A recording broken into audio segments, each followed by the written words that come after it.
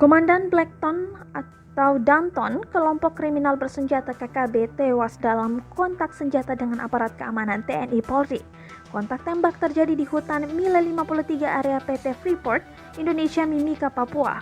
Sebelumnya anggota TNI Polri yang bertugas di wilayah PT Freeport Indonesia di Mimika, Papua, terlibat kontak senjata dengan kelompok kriminal bersenjata pada hari Minggu 28 Februari 2021 kemarin.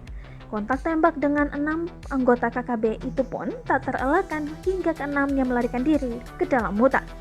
Keesokan harinya, anggota TNI Polri berhasil mencapai lokasi dan menemukan satu jenazah anggota KKB yang diketahui bernama Ferry Elas. Setelah menempuh medan yang sulit dengan menyeberangi sungai serta mendaki gunung bebatuan yang terjal, anggota TNI dan Polri pun berhasil mencapai lokasi kontak tembak Senin 1 Maret 2021 kemarin. Selain jenazah Dantom OPM Kodam 3 kali Kopi Timika Ferry Elas, aparat juga menemukan berbagai barang bukti termasuk video saat kontak tembak dalam telepon seluler Ferry Elas.